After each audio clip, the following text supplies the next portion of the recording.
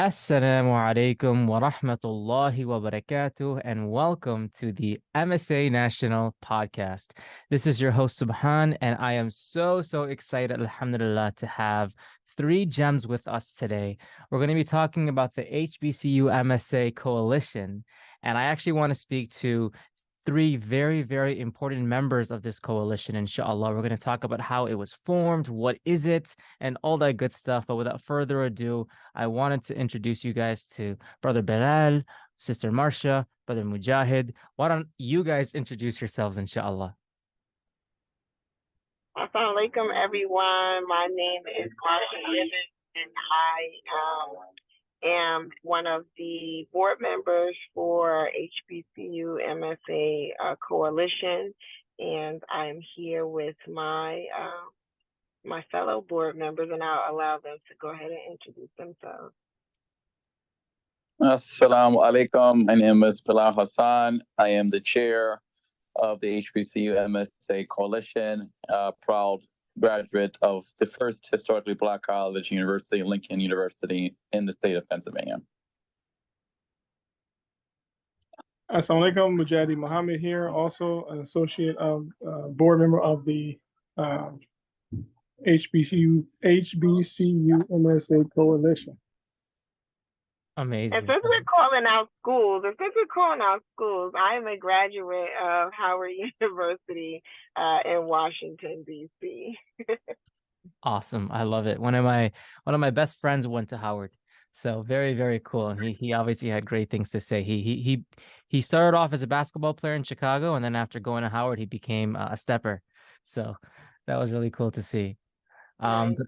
But anyways, guys, I think, what I wanted to start off is actually asking you guys, because, obviously, Sister Marsha, with our work with MSA National, I kind of got a brief glimpse as to what the HBCU MSA Coalition is. But I think for, our broader audience, some of them may not know. And obviously, those who listen to this podcast are students, and many of them are also alumni, working professionals, and things like that as well. So it would be great if one of you, or even all of you, kind of wanted to explain in your own words what actually is the HBCU Muslim Coalition. So we usually leave that to Bilal, right? Because then that always winds up flowing into the history of the organization. So I'll just say briefly, right, that the coalition is a conglomerate of HBCU MSAs around the country, and it's an initiative to be able to have those members of those MSAs be connected and be able to do joint events and have support for each other, being that they have this unique experience of being Muslim on historically Black colleges and university campuses. And then I'm gonna flip over to Bilal because he has most of the history of it, and it's always good to hear him tell the story. Yes. Thank you, Sister Marsha. So, yes, the HBCU MSA Coalition came about in 2015. I was 1 year graduated from Lincoln University, PA, upon which I was a president of the Muslim Student Association there. Actually rechartered the Muslim Student Association on campus after it had fizzled out in the 90s. When I got there, it was pretty much non-existent on campus in terms of it being an official organization on campus. So 3 years of activities, and then I received a call from several alumni, brothers who I know from Lincoln University and of Cheyney University, which is the oldest HBCU out of all of them. All the HBCUs, the oldest HBCU in the country. I received calls from them about the need to establish this HBCU MSA Coalition, and they wanted me to be part of that of this effort. Is the name of Jamil Jones, Brother Duhan Abdullah, Brother Kashif, and Brother Tariq, all out of the Philly, Harrisburg area in the state of Pennsylvania. And I said yes, knowing that the MSA, what it did for me in terms of my experience, in terms of it providing a space for the Muslims to not just be Muslims, but have fun and do fun events on campus and engage the campus community.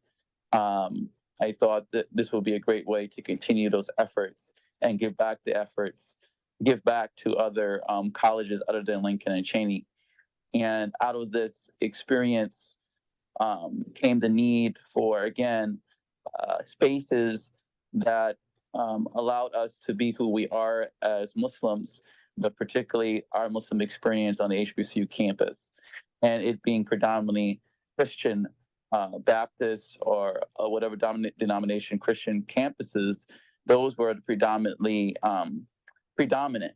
So we didn't really have a lot of support from the schools themselves, and so that was kind of hard navigating those waters with administration and not having a full-time Muslim Student Association administration faculty to be your advisor.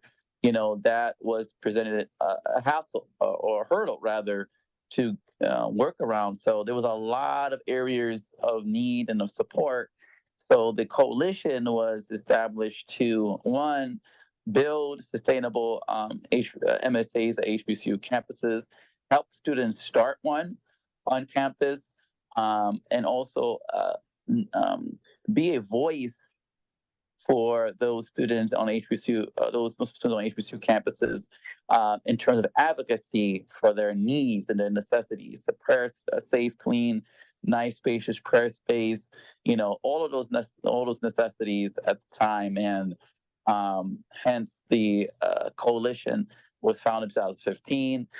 It started with Lincoln and Cheney, Delaware State, Morgan State, and Howard representation.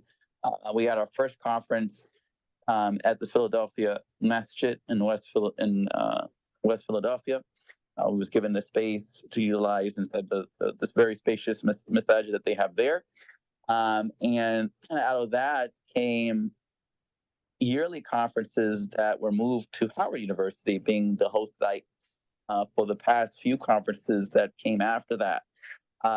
And we were able to grow the representation of students to include other schools for South, Hampton, North Carolina A&T, in Greensboro, North Carolina, FAMU, Florida A&M University, Bethune-Cookman, also in Florida, the AUC, that's Morehouse, Clark, and Spelman.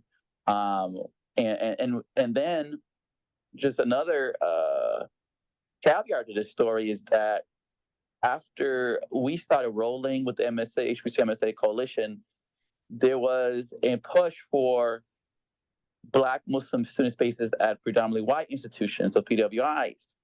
So NYU came into existence with Black Muslim Student Initiative, the UPenn, Sapelo at the University of Penn, Black Muslim space there.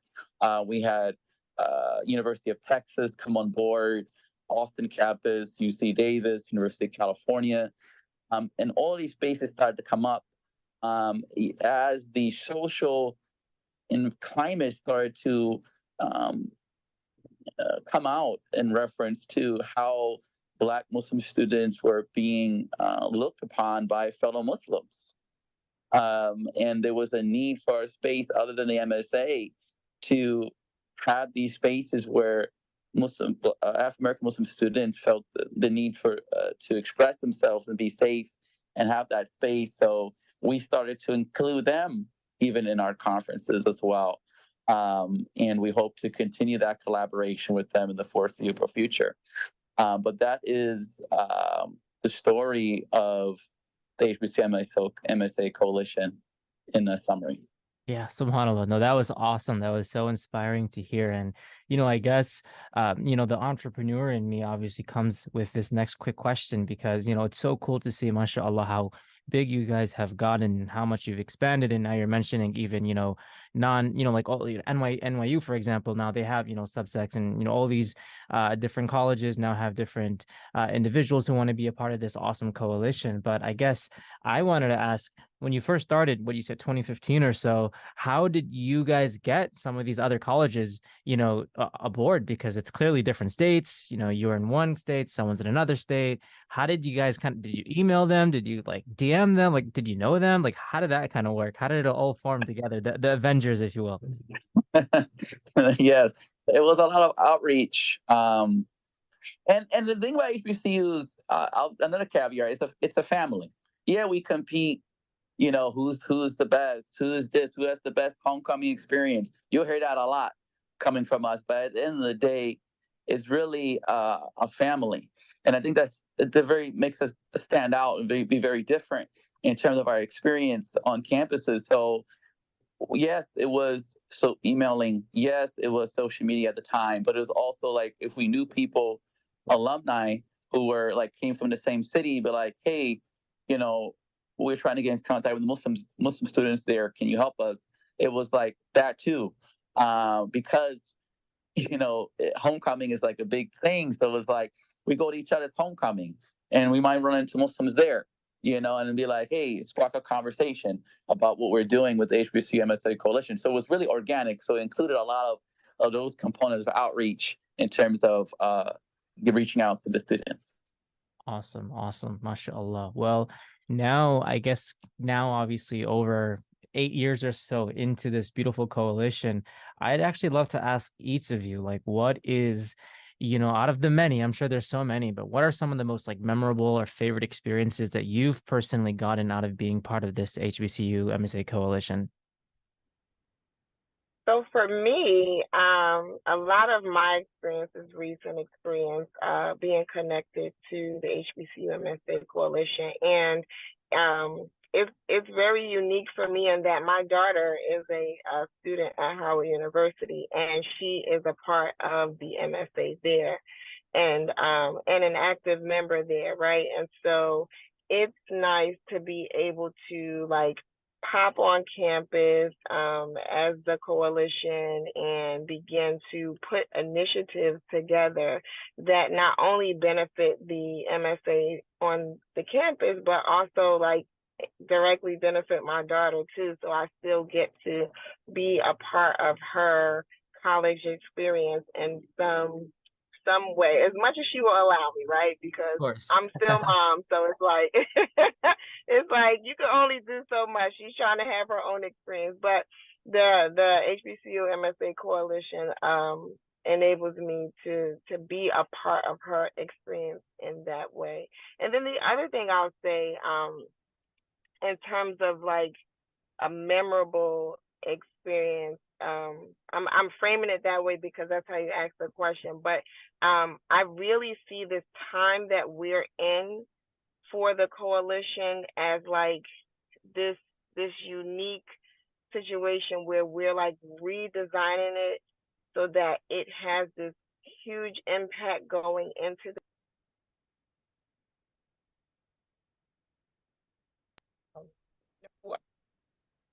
but I know for many of the college campuses, COVID just kind of came in and like tore things up, right?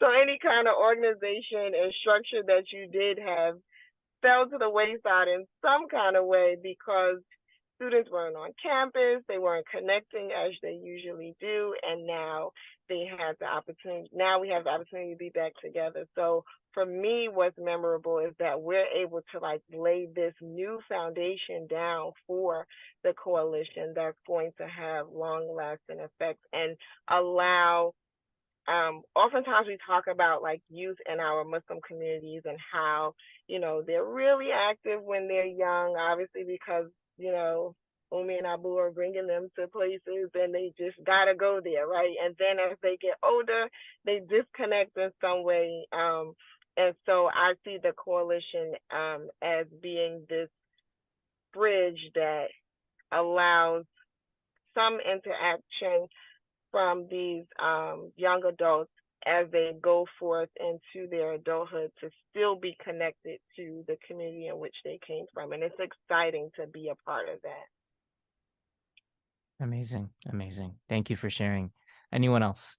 Yeah, I would echo that as well. I didn't really understand the importance of HBCU. I was homeschooled, private school, went to boarding school, tech school, and when I got an opportunity to go to college, I actually did get accepted into HBCU, but I didn't really take the advantage of that. I went kind of right into the workforce, family development, and community building. And so, seeing the young kids now and having this new opportunity to engage with those who are in the HBCU environment as MSA Association, or Muslim Student Association, to give them the importance of that space. Sometimes you need this womb, another womb, to evolve in. And so, seeing the young kids, we've had a couple of calls with a lot of up and coming bright young leaders, and just able to, you know, try to infuse certain things that they might think is just passing or just an obstacle, but really it's like an opportunity to really express like your best self. And so just, you know, being able to communicate to them is what I really enjoy about this process. Love it. And you, Brother Bilal? Alhamdulillah. I just quick caveat to Mujahideen. I too was homeschooled as well by my parents, K-6, and I'm a product of Claire Muhammad School, Sister Claire Muhammad School. So it actually made sense kind of for me, homeschool, Claire Muhammad School, and then going to an HBCU, which I was exposed to as a product going to Sister Claire Muhammad School. So for me, a memorable experience, to answer your question, a memorable experience for me, I would have to say it's the conferences that we've successfully been able to put on since 2015, and how much they have grown, and how much we were able to get a support from a diverse speaking pool and diverse sponsorship pool. Dr. Atlof Hussein, Sister Nana Furman, who did the climate workshop for us, Imam Johar Abdul Malik, who's very active in the HBCU MSA experience and just the Islamic community in general. Numerous people. I mean, a lot of support. We've gathered a lot of support over the years, even from outside of the African American Muslim community, just the Muslim community in general, and the non-Muslim community as well. And just seeing that support pour into this effort, to me, was rather rewarding, because people do see the value.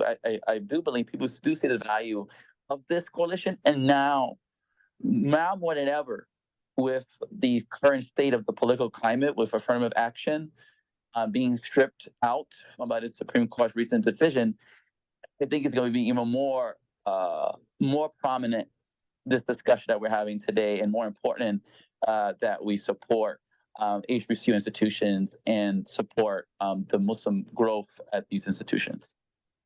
Absolutely. Absolutely. And to your point, that actually kind of leads me to my next question now. I know, mashallah, you guys have worked with a plethora of students, leaders, etc., both at, HBCU schools and, non-HBCU schools. So I guess one of the questions that I had is, it could be as recent as now, it could be a year ago, but like, what is a common theme, or what are just some of the common struggles or trials that you've seen some of the students in these environments face? Yeah, so I would say that for the most part, when we've been meeting with students as of late, it's still about being able to like carve out these spaces on their campuses that are not so easy to come by, right? They want to be able to have a space that's all of their own on the campus. Some schools do better than others about providing food during Ramadan, right? Or providing a prayer space, or even being able to just connect with someone who's willing to be an advisor for your MSA, so that you get to formally do all of the things and carry out all of the ideas that you have for the or for the MSA on your campus. So many of the schools are still working through those things. But I would say, in addition to that, and this probably isn't like a direct relaying of information between the students and us, and it's kind of just something that you observe as you talk to, or as you watch the students on campus for the campuses that we do get to visit is that, when you go to an HBCU, right, there is this like assumption that you are going to get on campus and like go crazy because right now you're in college, you're on your own, there are no parents there, and Yep. on top of that it's an HBCU, so it is for some people like party central, right? And so I think there's still this um I'm using the word struggle, but that's for lack of a better term. But there's this struggle to be able um to kind of peel yourself off from that part of the experience and maintain your Islam. And so I think that the more that we're able to help these students solidify this space all of their own, that they'll be able to do that in an environment where the person who's sitting next to me in the MSA is Muslim, right? And I'm excited about that. And, we're not like walking through campus, with our heads down, like, nope, not me. No, I'm not the Muslim one. But we're able to actually, relate to each other on the campus, on the historically Black college or university campus where everyone's doing so many different things and we're still maintaining our Islam. So I would say those are the two things: really solidifying their space on campus, but also being able to maintain their Islam and enjoy the experience, because it really is a unique experience. Awesome. How about you guys, Brother Bilal or Brother Mujahid? I think Sister Marsha really put out a lot out there just now, and I covered a lot of terrain. So I'll just be quick with my commentary on this question. I do see again the need for fellowship in terms of our brotherhood and sisterhood in Al-Islam. Meaning that I've come to know a lot of Muslims, but everyone on campus has a different story. You have converts. You don't know who's converted to Islam. Then you have second, third, more likely second, third, maybe even fourth generation Muslims there. But let's just say second and third generation Muslims at these campuses. And this is like Mr. Marsh's sister's first time being away from home full time. So there's a lot going on, and a space where you can feel comfortable being around other Muslims, no judgment. A space where everyone's fasting together, doing Ramadan together, having iftar together, praying Isha, Tarawih, doing those things together and having fun together is highly needed, just like any other space. We have fraternities, we have sororities, we have all these other organizations on campus that are nationally known across the space. But students are looking for spaces where they can feel that sense of security and that sense of being authentic, and coming to a space where they have support from faculty and administration, and from a student perspective, is highly needed at this time. And these are some of the overarching cry out that we're hearing from students. They may not tell us like, oh, this is how we feel. It's like, keep peeling back the onion, you get all these different layers. And so you get all these different issues that come up within a conversation. So it's a gradual progress, gradual steps to coming up with the solutions. But I think the coalition is in a good space to provide access and resources, and continue to be that glue that keeps these MSAs functioning effectively and efficiently. Absolutely. And Brother Mujahid, any insight as well to some of the trials? I guess something basic is just like I think of this big buzz that's going around with diversity, equity, and inclusion, and belonging, and all that. I think they need that as well. Of course, they have that when they come together themselves, but when they connect with other Muslims outside of their school or their MSA, other MSAs, it's in some circles it could be considered an elephant in the room, or something, the unspoken language that people just carry forward. And so I think what they need is just, opportunity to, while they have the opportunity on campus and among themselves to be themselves, they also need that camaraderie with other Muslim associations. Absolutely. So, and Brother Bilal, were you going to say something? I want to add something Yeah, yeah. too. All you, all you. The other thing that I guess, because Mujahideen just mentioned, like the elephant in the room, right? And so sometimes you kind of observe too that while all of the participants in the MSA on these campuses, on these historically Black college and university campuses, are identified as, for the most part, Black Muslims, for the most part, right? You know, there's also the elephant in the room, so to speak, that, some Muslims are from different communities than other Muslims, right? And so there's sort of figuring those things out, and what you've been taught, or what's the standard for you as a Muslim versus what's the standard for me as a Muslim. And we know that we all, follow the Quran and the Sunnah, right? But in our respective communities, depending on how that's carried out, sometimes that plays out in these spaces. And so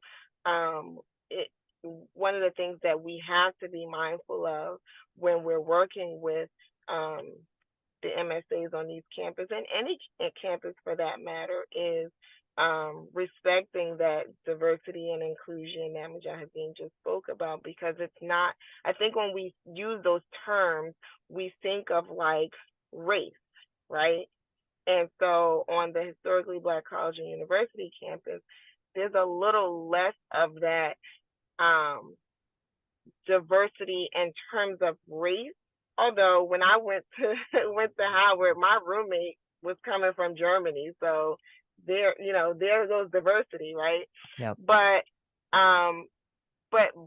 there's diversity in other areas, even amongst the Muslims in these spaces, that a lot of times we are not thoughtful about, and having to do this work, or getting to do this work, right, puts you in a headspace that makes you think about it in a way that you haven't thought about it before. No, that was a great response, and great way to close that question. And that really makes me think, like, we obviously addressed some of the various challenges, some that are obviously openly spoken about, and some obviously we can just kind of, obviously, just given the climate and how the world is, especially as a parent, we just know how it is. I guess one of the questions I wanted to ask was in regards to actually specifically helping, our youth deal with the challenges and things like that, with what the HBCU MSA Coalition does. I would love to hear your guys' thoughts on some of the remedies that you guys have done that actually kind of helped. I know one of you guys, Brother Bilal, you mentioned the conference. Feel free to speak more on that. But we'd love to kind of hear, whether it's webinars or the conferences or just speaking one-on-one. We'd love to kind of hear, some of the cool things that you guys did specifically to kind of, tell the students that it's okay and build that community that you guys continue to do. I would say one thing before Bilal jumps in, because I know he has a lot, right? And so, but I would say one thing, it's just helping the students to, specifically between campuses, right? So that's where I'm coming from with my response to this question. There are some MSAs in our coalition who are stronger than others, right? So our work then becomes connecting those schools whose MSAs are not as strong to the stronger MSAs, for to be able to model the structure that they have, but also connecting all of those MSAs to resources that we're connected to in the larger community. And I feel like that's probably one of the most invaluable gifts or jewels that we get to give to the students on these campuses, is that, they're really in their small world on the college campus, and we're sort of in the mainstream or in the outside world. And so we're able to connect them to resources, whether it be financial or, sponsoring something. And I know Bilal can speak to this. We have one of our former MSA presidents returned to our law recently, and we were able to do some really thoughtful things on the campus in his memory, and I'll let Bilal talk about that. But I think that's one of the big gifts that we give to these students is to connect them to each other, because otherwise they wouldn't have those connections, but then also to connect them to resources beyond them, their individual campuses that will make a big impact. And sometimes I know, for instance, at Howard, they have a rotation of various different imams that come and give Juma on campus, or you're able to connect them to people who are doing Muslims who are doing extraordinary things in their fields, and bring those people on campus so that they get to see that imagery and know that I can make my mark in the world, and I don't have to compromise my Islam to do it, because this brother, this sister is out there striving and succeeding and excelling, and they're still Muslim. I'll let Bilal do the rest. Thank you. Yes, alhamdulillah. We as the coalition, as Sister Marcia mentioned, one of the efforts that recently we were able to raise a significant amount of money in the honor of Brother Sultan Suleiman Diego, who passed away, one of the more recent Howard University MSA graduates, presidents, and graduate, and give that to his mother in honor of his legacy and to help her out. These are, again, just the pouring out of support that we received from that one initiative. That's just one. It was very much appreciative from her and from her family, and was definitely was able to assemble the community, and that's something that's about the HBCU world. It's a family, and it's a community, and when one of us, as Muslims, as we believe, one of us are hurting or in some sort of pain, then the rest of the body and the rest of the ummah is hurting and is in some sort of pain. So we responded off of that. But we also have been able to expose or have what we call a gifted book more recently, gift books. One of our esteemed Islamic educators in the Afro-American Muslim community, Imam Rashad Abdul Rahman, was the assistant imam out of Al Masjid, just published a series of books. One called The Foundations of Al-Islam. That's kind of a beginner's guide to Al-Islam, if you would, based upon the 5 pillars and things of that nature. And we were able to say, for instance, engage the alumni community to say who wants to gift a set of books to help build out a library for the MSA at your school. So that got support as well. And we generally also share resources to the students via our group me that we have, and via our Facebook and Instagram resources, be it other webinars that's happening, other organizations are hosting. We have a lot of institutions that we tend to find overlap and be part of our community, and that we share in resources together. So we generally point people to jobs. Students need jobs, students need internships, or students need more inquiring about Islamic knowledge and education. Then we point them to resources where they can get those resources. So, and inshallah, we'll talk more about some of our plans in the foreseeable future of how we want to further engage in that regard too, as far in regards to mentorship and careers and increasing in Islamic knowledge and partnering with other organizations to help with that as well. So we rely heavily on our partnerships with other institutions within our community that have those resources to give to the students. MashaAllah, Jazakallah khair. And before I kind of get to my last couple of questions, Brother Mujahid, any insight as well on this? Yeah, and so it's another initiative that we're looking to do, because one thing we didn't really emphasize is we're in a revamp or redevelopment or extending the coalition. So it's a lot of things that we're looking to do. But two of them I'll address. One is the cultural preservation. We want to tie in the legacy of the Muslim American, African American experience as a resource for our students there, HBCU MSA participants, as well as we're also working on, I think they're called the Back to School Pack, put some goodies together for the students to have. So we're looking for different businesses to sponsor different products. No, that's amazing, mashallah. And that I think that's a great segue to one of my last questions, but just like the future. So we're talking a lot about how the coalition was formed. What are some of the struggles that you've seen? What are some of the ways you guys are addressing those? All the great work that you guys are doing. But just as a visionary, as you three are, mashallah, I'd love to kind of ask, like, what does the future of the HBCU MSA Coalition look like? I know we briefly talked about it, but we'll love to learn like what the future looks like, what your vision is, what are you guys planning, all that good stuff before we conclude.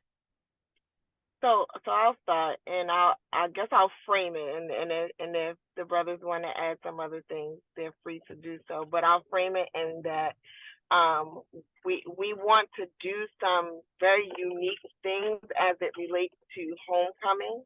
Homecoming at an HBCU is a time like no other. Like, I can't even put it into words right now, and I know that there are other universities that have a homecoming, but a homecoming at an HBCU is a much different experience, and we want to be able to have it be just as memorable as an experience for our Muslim students on campus. And we know that they're participating in the general homecoming activities, but we also want them to remember that time as a time that they were able to, have a halal tailgate on campus, right, of the HBCU, and really come together as current Muslim students on campus, as former Muslim students on campus, and really connect with each other, right? And so that's really a fun one. And then I would say that our plans also include being able to engage Muslim alumni of HBCUs. That's something that we've been talking about lately. We want to really have a intentional effort toward connecting with those who are Muslim and went to an HBCU, were Muslim on campus when they were at the HBCU, because the students on campus need to know that there is more for them after they graduate school, and it's important for them to maintain their Islam, to connect with that thing, and that there are others out there who have been on campus, gone through the experience, and maintain their dignity, right? And we know that for so many people, that doesn't always remain the case. And then the last thing I'm going to mention is conferences, and we talked about that before, right? But that's so important in terms of the future of the coalition. We really want to connect our schools in a big way in a conference setting. And there are some schools who have reached out to us looking for assistance to have these conferences on their campus, and so we want to be able to really make that a staple in the work of the HBCU MSA Coalition, is to help them to get these conferences off the ground, and be impactful. And some of them want to do it within their state. Others of them are looking to do it within their region. But I would say those are the three areas. And I'm sure Bilal or Mujahideen, if they have more to add, they can. But those are the three that came to mind for me, is the work that we want to do with them, sort of that fun work during homecoming, the conferences, and connecting the alumni back to the students who are currently on campus. Awesome, mashallah, jazakallah khair for that. Brother Bilal, Brother Mujahid, would love to kind of hear your insight on the future of the coalition. Absolutely. Sister Marsh, I think, put out my thunder a little bit, but I think I didn't mean to do it. I didn't mean to do it. But Brother Sabhan, speaking of homecoming, we would love, we got to get MSA National, you guys, this team, and with this partnership that we have, inshallah, we love to see you all, as be part of this homecoming experience, HBCU MSA homecoming experience for sure. Absolutely. So you all get a little taste of that. Yeah. That HBCU love, you know what I mean? But on another note, I think too, I would think too, one of the goals is to expand. Again, COVID really knocked us out. It really put like a pin in a balloon, almost blew out the helium and took out the helium on that joint. So we're in the process of making new balloons, inflating new balloons to go up and to restructure. So reestablishing our connections at more schools, at the existing schools, but also establishing new connections with the other HBCUs as well, to reach out and to see what's going on, see what the climate is, make some more in-person visits now since COVID has taken a back seat. I don't know how to describe it, but a back seat, if you would, to allow us to do those type of things that we weren't allowed to do. So traveling more to these schools, to be one-on-one with the HBCUs there, to Muslims there, to talk about the coalition. So do some more informational sessions with the students. Also, as mentioned before, some of those care packages or welcome packages for freshman students, Muslim students coming to the HBCU, their particular HBCU, and Umrah. We want to we want to do Umrah. We want to take students from HBCU, Muslim students to Umrah, especially during like winter break, which usually allows students, all college universities are off for Christmas and New Year's, as we know, for that winter time. So that gives a large portion of time to make Umrah, at least, and is more affordable, it's cheaper.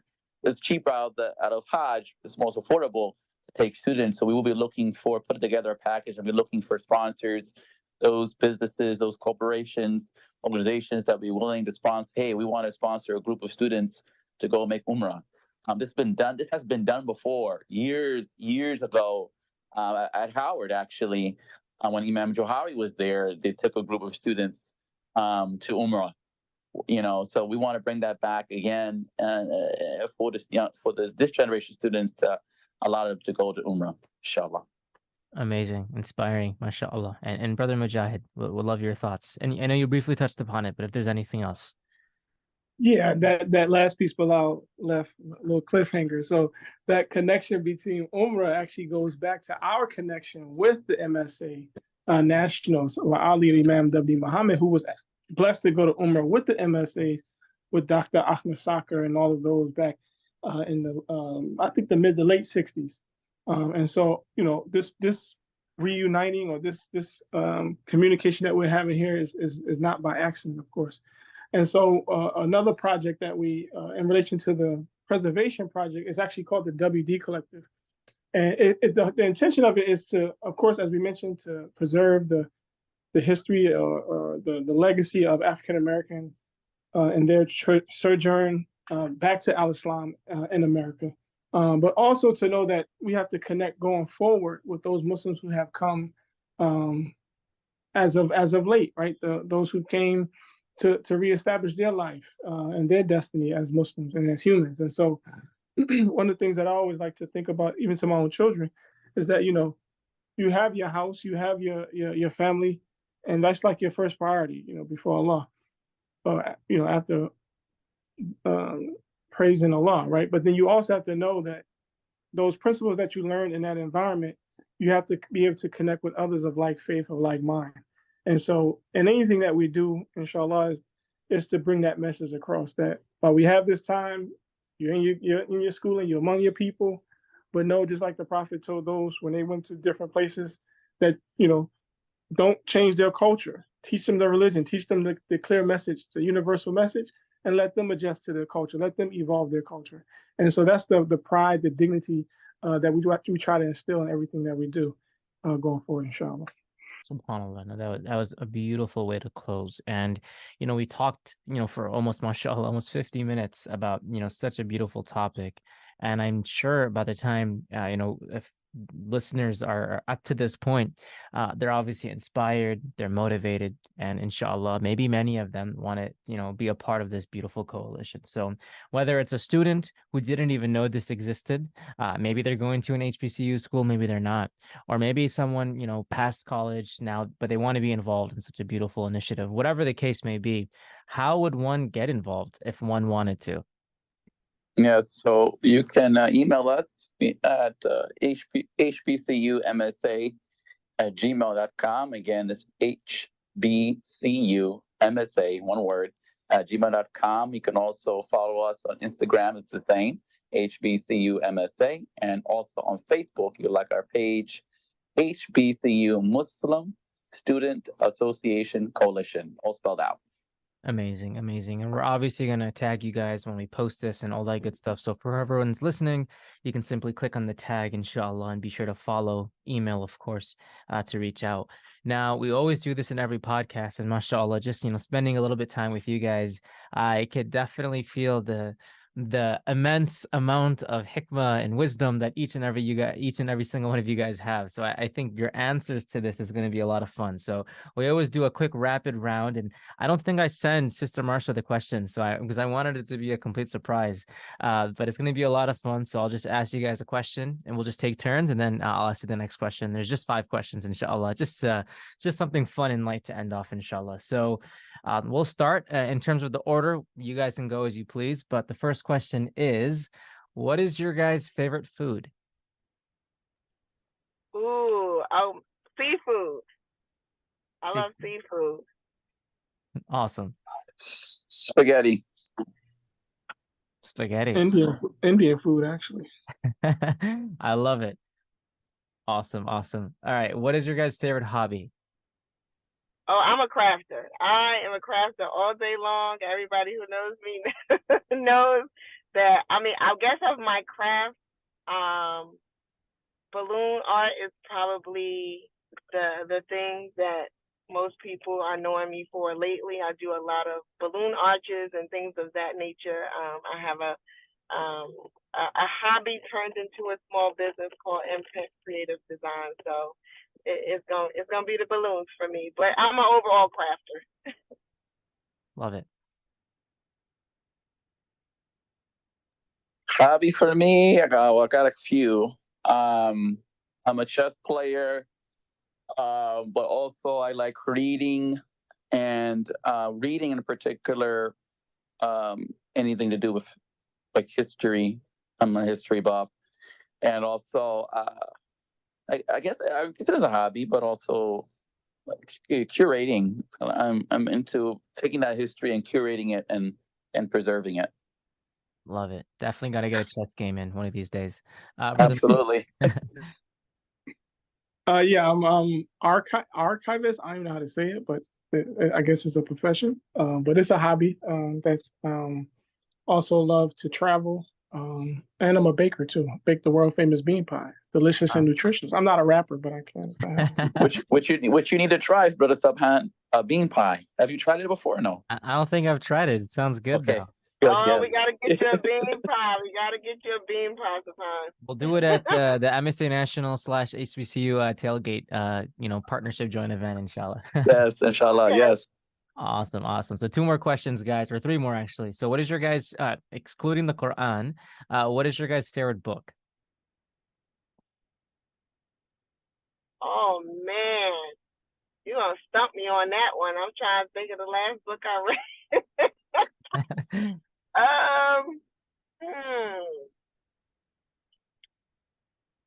Man, you know what? Oh gosh, it's so many.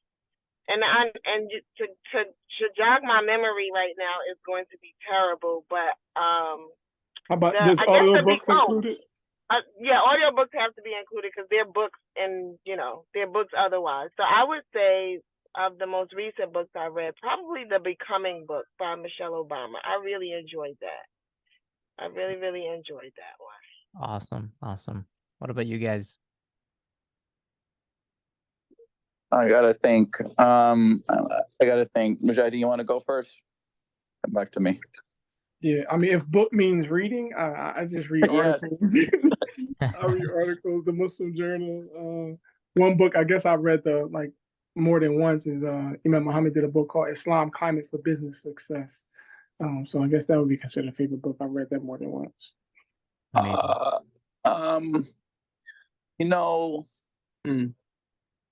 I would have to say the book on autobiography of Frederick Douglass, actually, or the life of Frederick Douglass.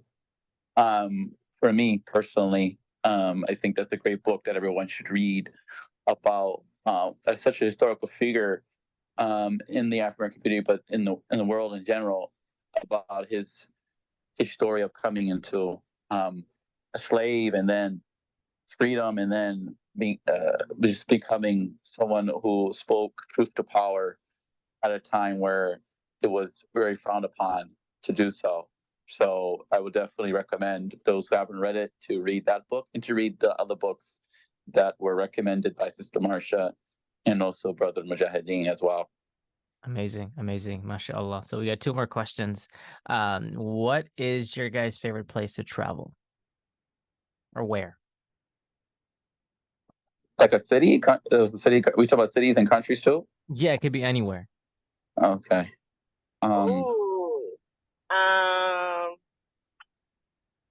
such a homebody. we as a team, Subhan, we make sure we bring Sister Marsha wherever we go. We have to drag her out the house.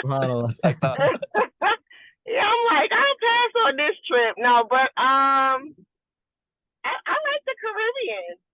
I mean, I ain't been in a while, so I don't know if that counts, but I enjoy like those tropical places. It's very like relaxing to be in that space when you do get a chance to go. Yeah. So that's gonna be mine. Love it. All right, for me, I'm just going to be very specific. I was just in DC PG County, DC, for this past weekend. I had my family reunion, and I love DC. The Smithsonian African American Museum is a must go to. If you have not been, please go and try out the mumbo sauce. That's it. Love it, mashallah. Not the mumbo sauce. Oh wow, that's a classic. Make sure it's halal. I keep the halal mumbo, but that sounds a little spicy. Yeah, no, it's halal. My favorite place to go to, and my children also, is down there to what's the Juneteenth spot in Texas? I forgot the name of the place. Galveston. Oh man, Galveston. Yeah, we love Galveston. And then Detroit. Awesome. Yeah, good pizza there, of course, as well. Awesome, guys. So the last question that I have, obviously, we were kind of going a little bit on the lighter side, but now this question gets a little bit deep. But this is my favorite question. I always love to keep it for last. But if you had to give advice to your younger self in regards to like the biggest lesson that you've learned, what would that advice be to your younger self? Oh, this is easy for me. I would tell my younger self to not be afraid and to experience life in a big way. I feel like my younger self was very like inhibited and like, you know, just afraid to like try something new or do something different. And for whatever that was rooted in, I would tell my younger self to push past that and think and dream and do it big. I love it. Mashallah. How about you guys?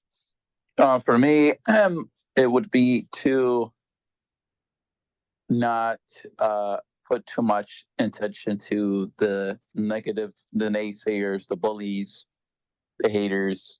I think early on in my life, I was bullied a lot. Went through some different difficulties dealing with people. And I think the biggest lesson for me now is to stay more grounded and focused on the positivity, being around positive people, and not giving the negativity that much energy. Jazakallah khair. And Brother Mujahid. Yeah, for me, I mean, I was just thinking about that. So, I mean, I was a doer, right? So it's like I would tell my younger self like to speak more. Most of the time, I don't do that much speaking now unless I have to, but like the power of words. I have a lot of ideas. Always had a lot of ideas, and I would just do them. If I can't do them, I just keep moving, right? But I would tell my younger self, speak more, communicate more, connect more with people. Speak a word to the right. Just be more present with the word. I mean, Allah gave us that as the uniqueness as a human being, so use it. You never know where it can take you. Amazing, amazing. Well, I wanted to, of course, thank each and every single one of you for such insightful answers to these rapid fire questions, but of course also for just everything else prior to that, explaining what the HBCU MSA Coalition is. I personally have learned so much, subhanAllah, well more than, that what I've known. So subhanAllah, it's such amazing and needed work. And I obviously will do my best to spread the word, but from MSA National perspective, we'll definitely be sure to blast this everywhere, inshallah. And as we concluded, if you are listening to this and you want to be a part of it, whether it's in any form or capacity, whether it's in the form of a partner, a sponsor, or maybe you're a student, or maybe you have various skills, please feel free to reach out. We're tagging them here in the description, inshallah. But wanted to thank everyone for listening, inshallah. Jazakumullahu khairan to our beautiful guests. And inshallah, we'll see you on the next episode of the MSA National Podcast. Assalamu alaikum wa rahmatullahi wa barakatuh.